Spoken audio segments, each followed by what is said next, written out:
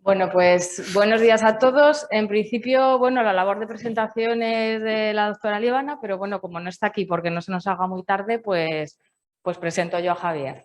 La idea de hoy es un poco, bueno, repasar un poco el tema de la posible utilidad de fármacos que no son insulina en pacientes que están hospitalizados. Entonces, en los últimos años en el mundo de la diabetes sí que es verdad que han salido una serie de fármacos que se están utilizando mucho a nivel ambulatorio.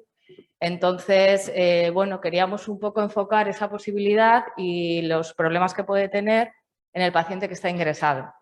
Entonces, bueno, mi compañero, el doctor Javier Pibarrios, hará un poco una revisión seguro que fenomenal del tema y, bueno, las preguntas que tengáis o que os pueda surgir, pues intentaremos resolverlas.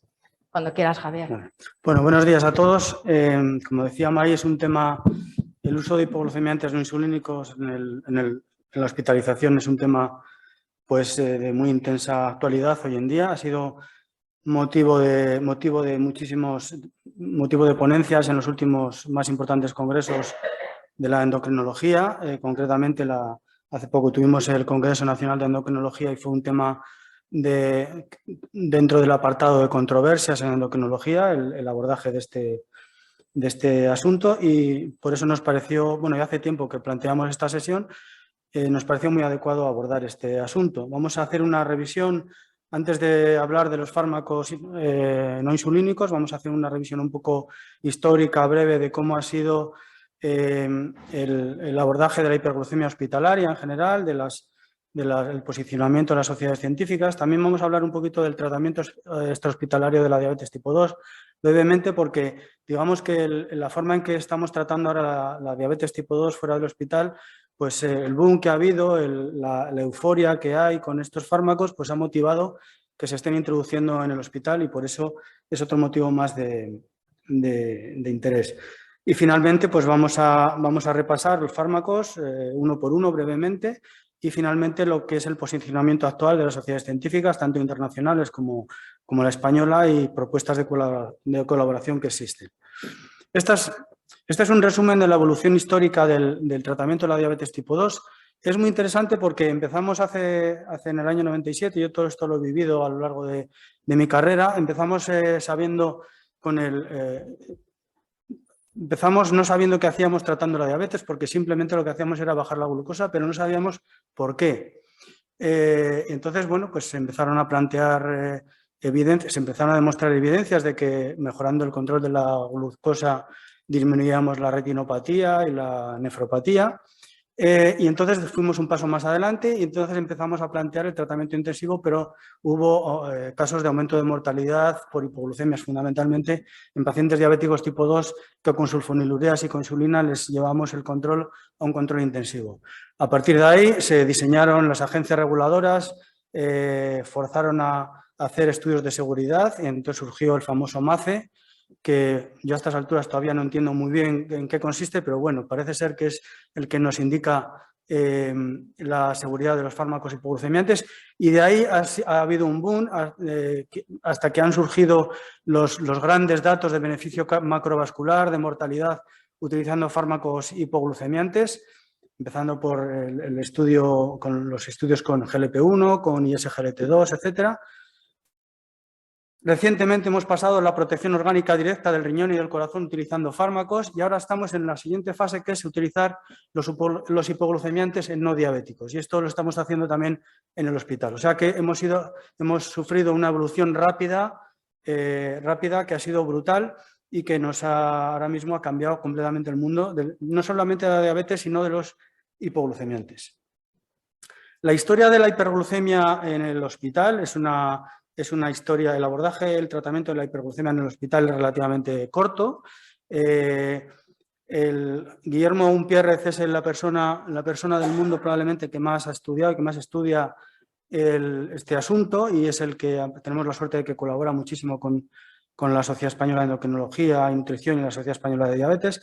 Y este fue, digamos, de los primeros trabajos. Este es un trabajo en el que ya demuestra que aproximadamente, esto se ha repetido en todas las series en todas las series que se publican, que aproximadamente un 30% de pacientes que están hospitalizados tiene hiperglucemia o tiene diabetes, lo cual es un porcentaje, como veis, muy importante.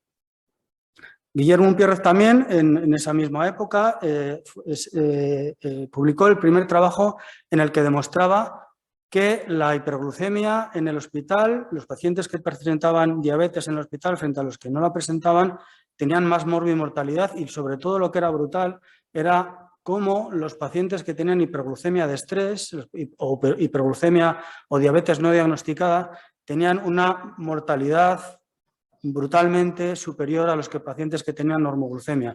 Esto no sabemos si es un marcador o es al revés, pero el caso es que es un dato que está ahí y que hay que abordar, ¿no? Este trabajo revolucionó en cierta forma el mundo de la hiperglucemia en el hospital. Y la siguiente fase es cómo abordar esta hiperglucemia. Hasta esa fecha, pues tampoco teníamos muchas armas, ¿no? Tampoco quizás era un tema considerado muy importante, pues utilizábamos o bien la pauta móvil de insulina o bien mirábamos para otro lado. Y esto también ha dado un cambio porque actualmente estamos planteando, y este es el futuro que ya está aquí en los hospitales, el futuro de la monitorización continua de glucosa en los hospitales, sistemas de inteligencia artificial, algoritmos de inteligencia artificial. Esto se ha puesto muy de moda con el COVID, mediante sensores de glucosa que se utilizan ambulatoriamente, ya se están empezando a utilizar dentro de los hospitales. Se trata de utilizar algoritmos para evitar, primero para evitar el contacto con los pacientes, saber qué glucemia tienen desde el control de enfermería, diseñar algoritmos de tratamiento y tratamientos automatizados de perfusión de insulina en pacientes graves. O sea, este es el futuro que ya está aquí, que se está utilizando. La FDA autorizó durante el COVID en algunos hospitales el uso de estos sistemas en pacientes con COVID ha sido motivo de muchísimos trabajos, muchísimos interesantes trabajos, y no sé si el futuro va a ser de esta manera, en el que, ¿os acordáis de esta película? Cuando los que dirigían la nave tenían que ocultarse de Hall, que era la computadora que dirigía realmente las operaciones, para poder tener cierta autonomía en las decisiones y poder llevar la nave a buen puerto. Y esto no sabemos si en el futuro va a pasar también con alguno de los tratamientos o con las pautas de tratamiento de insulina de la diabetes. En cuanto al siguiente paso es qué objetivos de control establecemos para los pacientes hospitalizados. Esto también fue una revolución. En el año 2001 se publicó el primer gran trabajo que hacía referencia a esto, Greta Van den Berghe, primero en pacientes con UCI quirúrgica, en el trabajo 2006 pacientes en UCIs médicas, demostró que llevando las glucemias a niveles de 70 a 110 disminuía la morbimortalidad en pacientes que habían estado ingresados en intensivos durante más de 3 días. Esto fue, como os decía, una auténtica revolución, pero dejó muchísimas dudas sobre qué pasaba con los pacientes que habían sufrido hipoglucemias, qué consecuencias habían tenido, hasta que el NICE-SUGAR en el año 2009 puso las cosas en su sitio y entonces demostró que los pacientes a los que se les había llevado intencionadamente la glucemia a esos niveles tan estrictos de 80 a 110 se morían más que los pacientes a los que el tratamiento consistía en llevarles la glucemia a unos niveles más modestos de aproximadamente 180 miligramos de decilitro en unidades de cuidados intensivos. Entonces, a partir de ahí, aunque esto eran pacientes en unidades de cuidados intensivos, no se hicieron estudios a nivel de hospitalización general, se utilizaron estos parámetros para trasladarlos a la hospitalización general, de forma que hoy en día, como todos sabéis, el objetivo de control de los pacientes diabéticos hospitalizados es que no pasen de 180 miligramos de decilitro como norma general. Otro estudio muy importante, un paradigma en el tratamiento de la diabetes intrahospitalaria, fueron los estudios RABBIT. También todos estos estudios están hechos por el grupo de Guillermo Umpierrez. Estos estudios lo que demuestran es que la pauta de bolo basal en el hospital significa mejoría, significa mejores datos en general, menos complicaciones, menor mortalidad, menos estancia hospitalaria frente a la pauta móvil, el sliding scale insulin que llaman la literatura anglosajona, y a partir de aquí fue cuando hubo una campaña mundial, entre comillas, dirigida a tratar de erradicar la pauta móvil de insulina en los hospitales. Las recomendaciones de las guías de tratamiento que sacan todos los años las sociedades científicas hacen especial énfasis en este aspecto. Como os decía, todas las sociedades científicas, la Asociación Americana de Diabetes, la Sociedad Española de Endocrinología y Nutrición, las sociedades británicas, coinciden en que el objetivo de control de los pacientes glucémicos en el hospital debe basarse en tener glucemias entre 140 y 180 y que solamente en situaciones especiales podemos plantear valores más estrictos, sobre todo en unidades de cuidados intensivos, entre 110 y 140 o entre 80 y 140 miligramos de decilitro.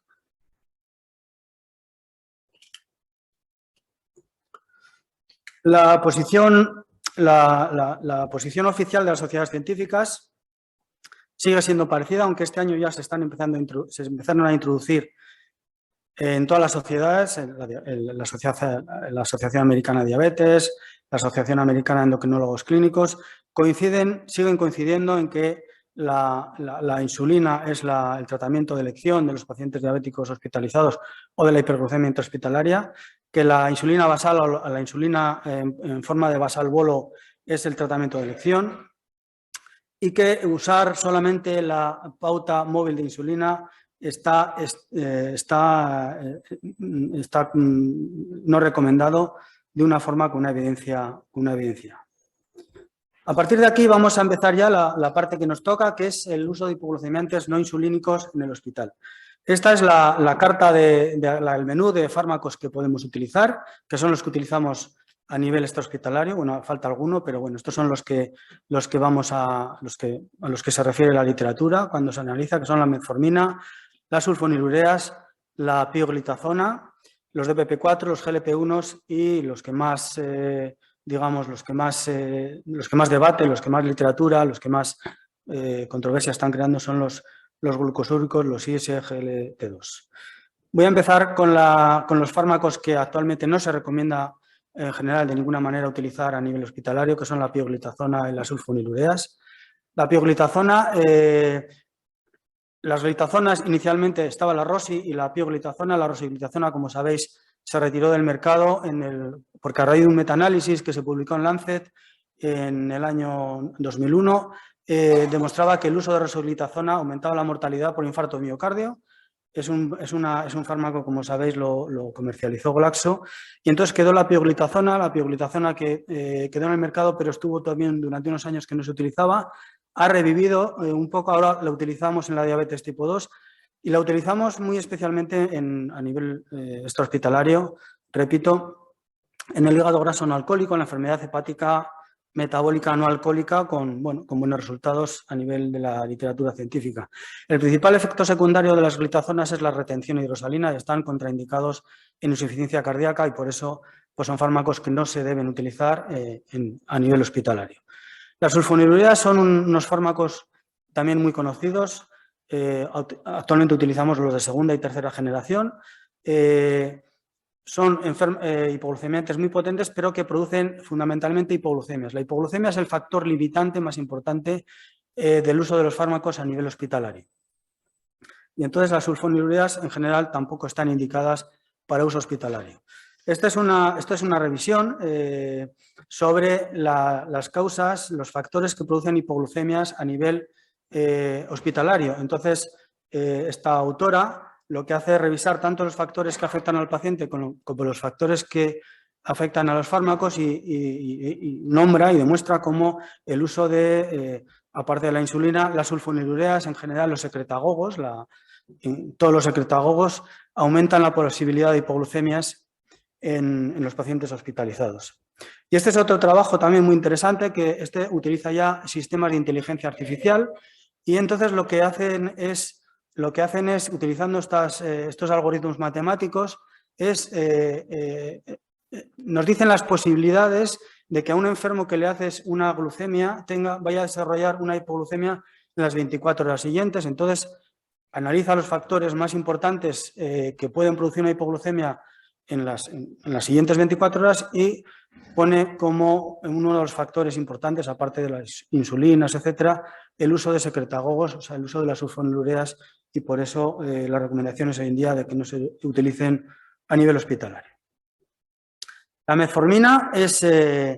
la carta de presentación de la metformina es, bueno, no tiene carta de presentación casi porque nadie nos la presenta ya desde hace muchísimos años, pero bueno, su propia carta de presentación es que es el fármaco, digamos, pues de los más antiguos en el tratamiento de la diabetes y que sigue apareciendo todos los años como primer fármaco a utilizar en el tratamiento de la diabetes tipo 2. Recordemos que es un fármaco, que es el primer fármaco que demostró disminución de mortalidad cardiovascular en pacientes diabéticos tipo 2. Sí que es cierto que fue en un subgrupo de pacientes obesos, 384 creo que eran en el UKPDS, pero eso se dejó abandonado, pero realmente ha sido el primer fármaco que ha demostrado mejoría de eventos macrovasculares y mortalidad en diabéticos tipo 2. Hoy en día también se está estudiando muchísimo el papel protector de la metformina a nivel renal, a nivel coronario, a nivel cardiovascular. A nivel hepático también. El límite de uso de la metformina, que como sabéis es de 30 mililitros por minuto, hoy en día también hay estudios diciendo que en pacientes que están en prediálisis el uso de metformina retrasa el que avancen, el que se metan en diálisis. Los efectos secundarios de la metformina son los que hacen que tengamos a tenerle miedo, a no utilizarla, ya que realmente no es de los fármacos que más se recomienda utilizar en el hospital. A nivel hospitalario, a nivel general, los efectos adversos más importantes de la metformina son los gastrointestinales, que hay algún paciente, sobre todo en las fases iniciales, que lo deja de utilizar por los efectos gastrointestinales.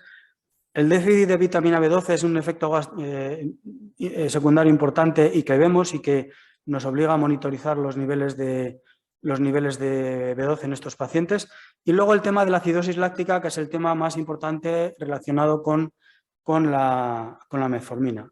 El propio mecanismo de acción de la metformina, que inhibe uno de los efectos más importantes de la metformina, es que inhibe la gluconeogénesis a nivel hepático, inhibe las vías metabólicas que van a producir glucosa a nivel del hígado.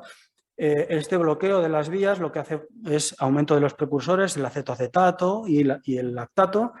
Lo que pasa es que en condiciones normales el aumento del lactato no supone ningún problema metabólico ni de estabilidad del paciente porque el lactato se elimina, el poco lactato que se produce se elimina por vía renal o incluso se destruye a nivel hepático. Lo que pasa es que en ciertas situaciones, pues ese lactato se puede acumular y producir acidosis láctica. Lo que no está demostrado es que hay una relación directa entre la metformina y la acidosis láctica.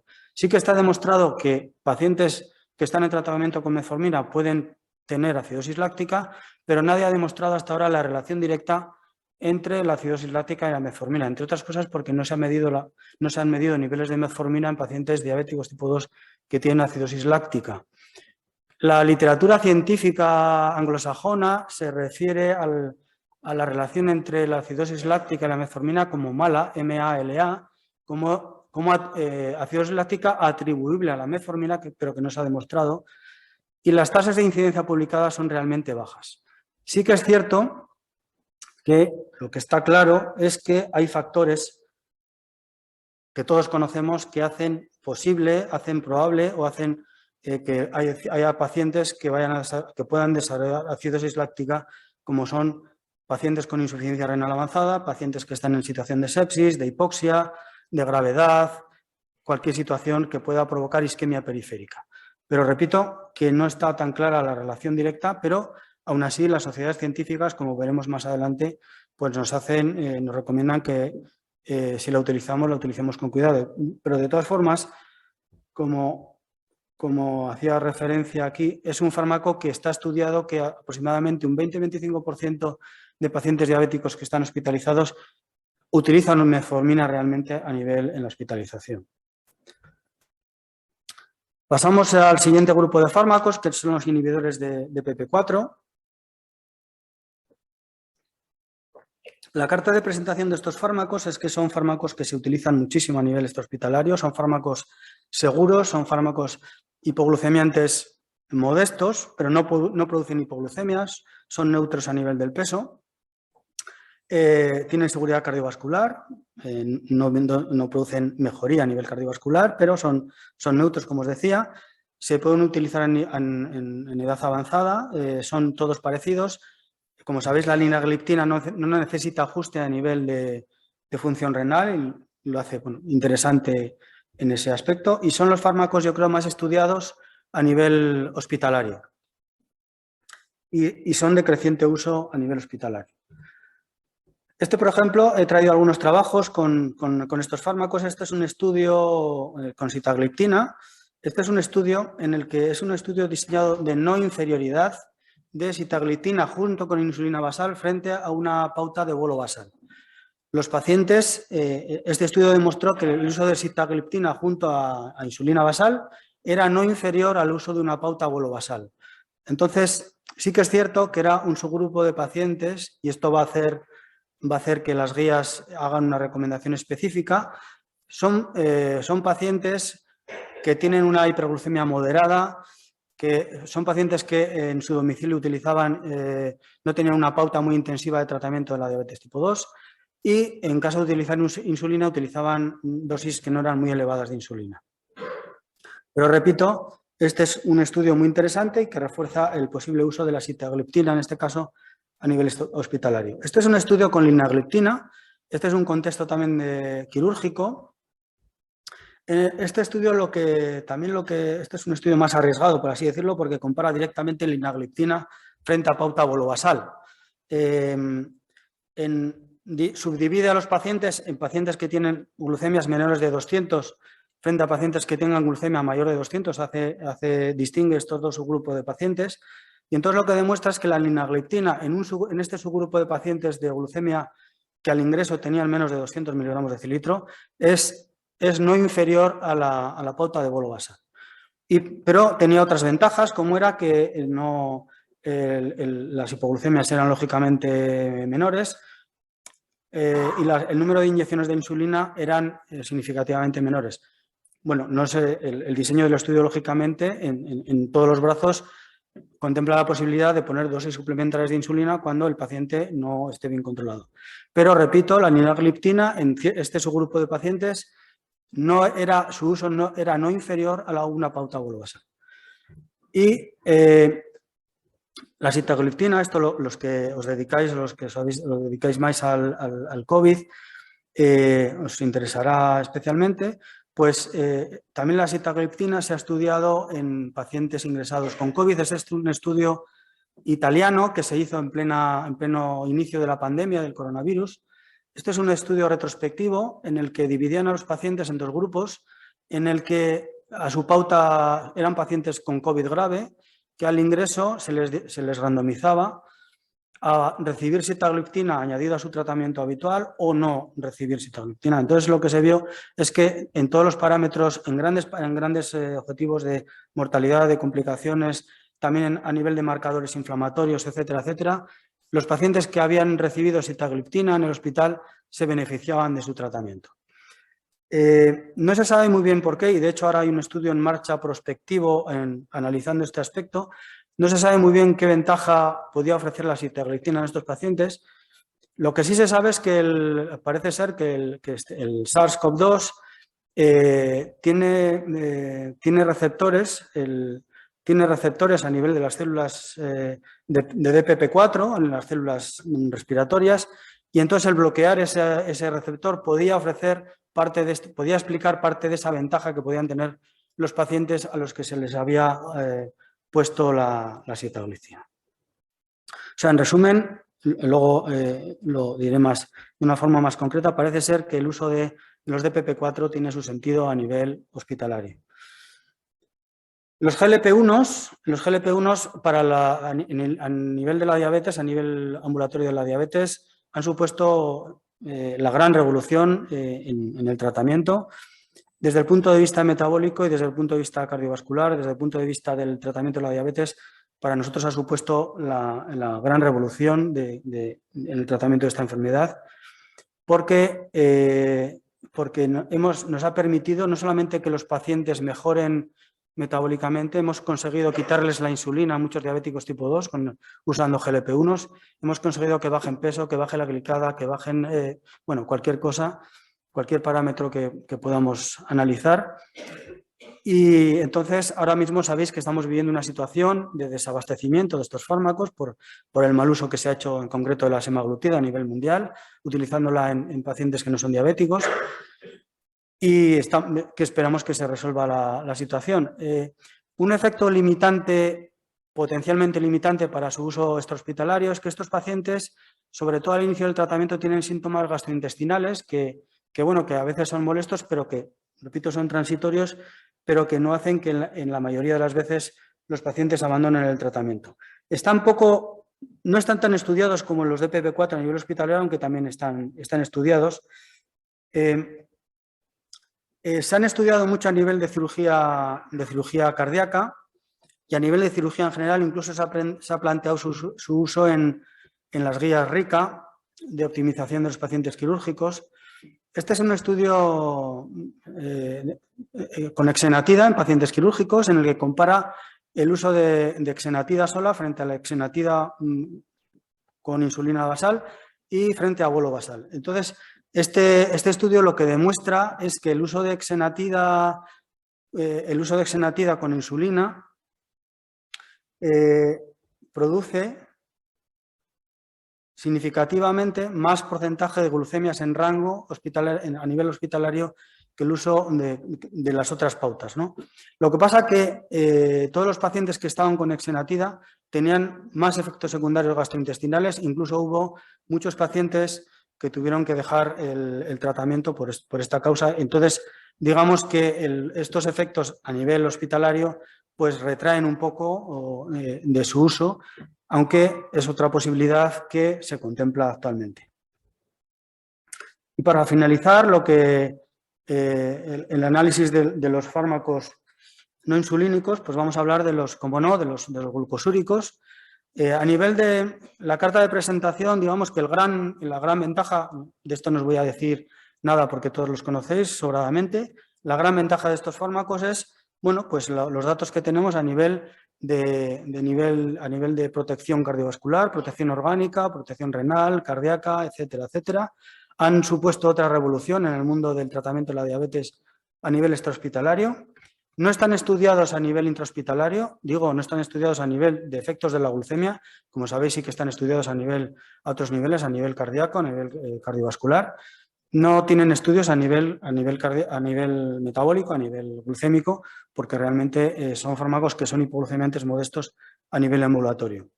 El gran problema de estos fármacos, como sabéis, es la acidosis láctica.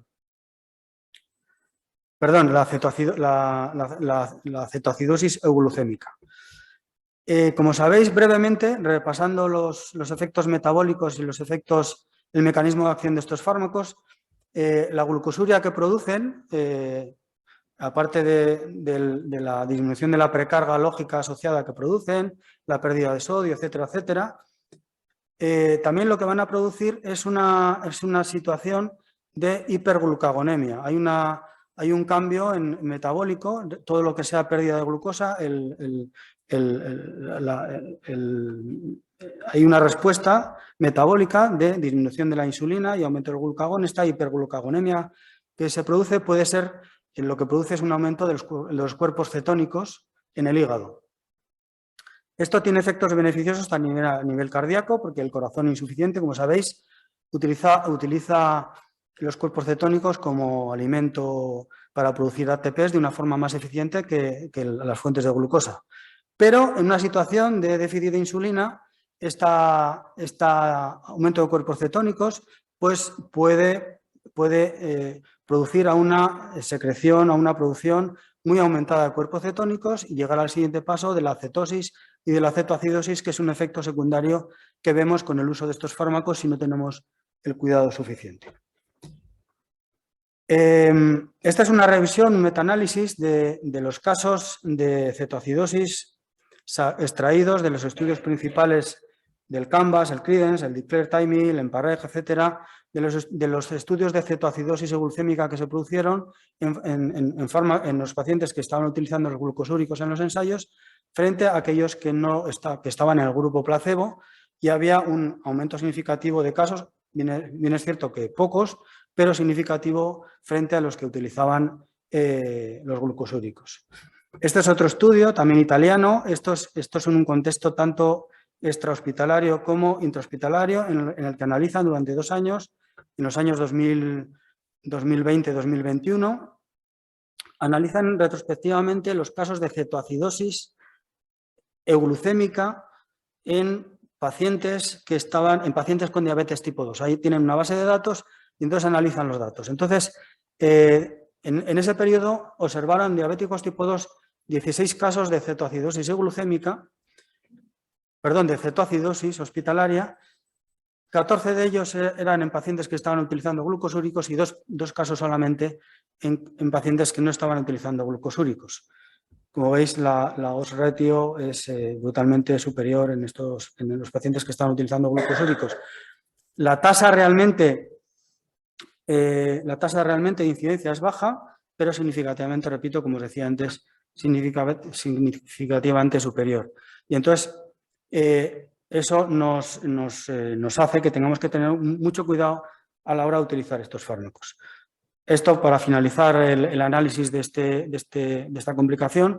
Este estudio es un estudio en pacientes quirúrgicos en el que analizan casos de cetoacidosis en pacientes a los que que iban a ser sometidos a una cirugía y estaban en tratamiento con glucosúricos, tanto antes como durante, como justo antes de la hospitalización. Analizan los casos de cetoacidosis, pero lo importante de este trabajo es que nos recuerda, nos refuerza, nos hace tener en cuenta todos los factores que aumentan las posibilidades de que estos pacientes tengan una cetoacidosis. Como son, el primero, un error en el diagnóstico de la diabetes. Estos fármacos no se deben utilizar en la diabetes tipo 1. Y hay muchas veces que no es fácil diagnosticar una diabetes tipo 1 frente a una diabetes tipo 2 o una diabetes insulinopénica. Una diabetes tipo 2 muy avanzada con insulinopenia puede también producirnos la misma situación que nos produce clínicamente una diabetes tipo 1.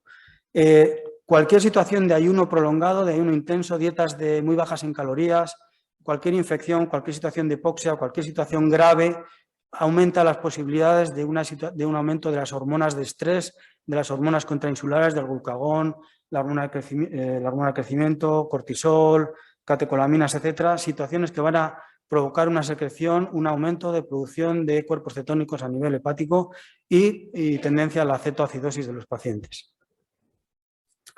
Por el otro lado, y en esto no me voy a detener mucho porque yo no soy competente en esta materia, se utilizan el uso de glucosúricos a nivel hospitalario. Bueno, pues tiene unos resultados también espectaculares. Este estudio se presentó en una sesión, creo que fue en el mes, la doctora Pino presentó el estudio en Pulse, que este estudio es de mayo de este año. Este estudio, como sabéis, son pacientes ingresados con una insuficiencia cardíaca aguda, en el que se les divide a su tratamiento convencional, se les divide en placebo y uso de empagliflozina, se les sigue durante 90 días, utilizando el placebo y la empagliflozina durante los 90 días, lo que demuestra es que los pacientes que están con empagliflozina se mueren menos y tienen menos complicaciones. Entonces, este estudio y otros parecidos son los que han hecho que los ISGLT2 se empiecen a utilizar, se estén utilizando a nivel intrahospitalario, a pesar de que todavía las agencias reguladoras no hayan dado el visto bueno. ¿Qué es lo que dicen las sociedades científicas? Y ya voy terminando. ¿Qué es lo que dicen las sociedades científicas hoy en día sobre el uso de terapias no insulínicas en el hospital? Bueno, pues lo que dicen es que la seguridad y eficacia de las terapias no insulínicas es un área de intensa investigación y que hay muchos ensayos en marcha sobre el uso de estos fármacos, sobre todo con los GLP-1 y con los DPP-4. La FDA este año lo que ha hecho es recomendar que no se use dentro de los DPP-4 ni la vildagliptina ni la saxagliptina por cuestiones de posible aumento de insuficiencia cardíaca dentro de los DPP-4. Perdón, la saxagliptina y la alogliptina, no la vildagliptina, que es la que tenemos en el hospital. Con respecto a los glucosúricos, lo que nos dicen es que no deben ser utilizados en casos de enfermedades graves en pacientes con cetonemia durante ayuno prolongado y durante procedimientos quirúrgicos. No se deben utilizar de forma rutinaria. Y concretamente nos dice que los glucosúricos deben ser suspendidos 3 días antes de cualquier procedimiento quirúrgico. La Asociación Americana de Endocrinólogos Clínicos nos dice lo mismo. También nos hace una referencia a un aspecto que es justo antes de la alta hospitalaria, que hay muchos fármacos de estos que podemos plantearlos como tratamiento a la alta hospitalaria.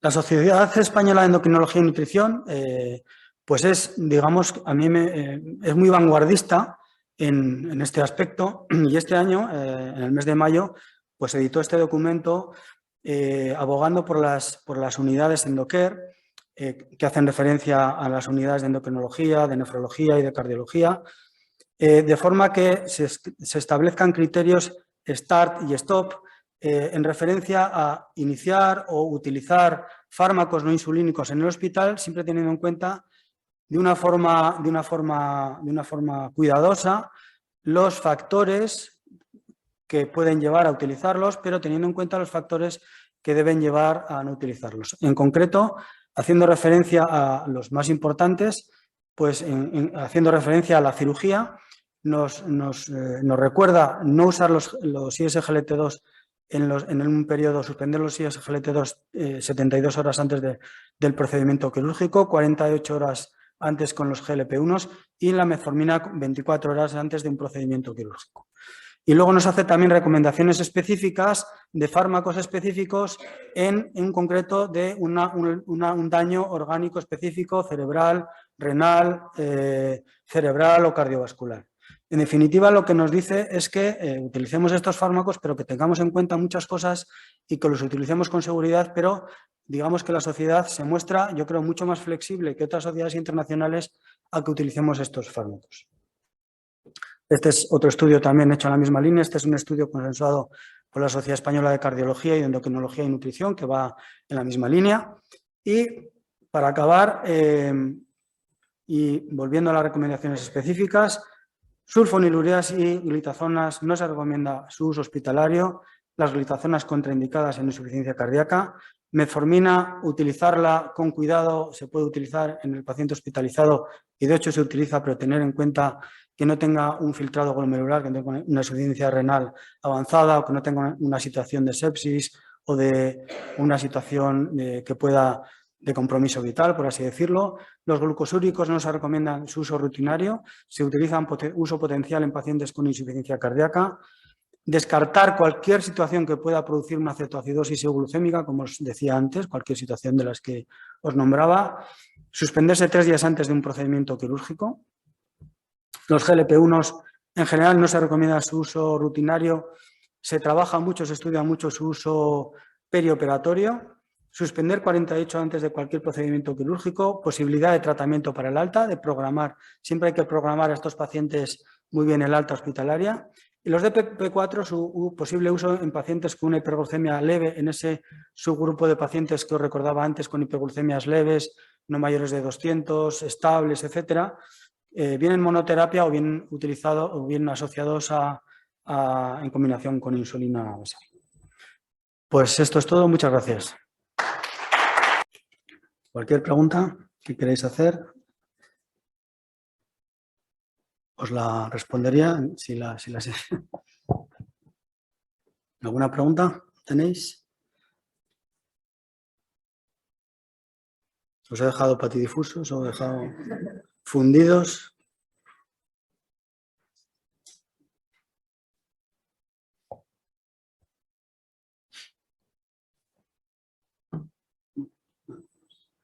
Pues gracias.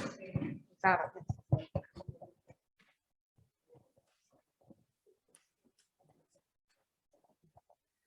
Bueno, voy a aprovechar, como sabéis, llegó mi momento de jubilación.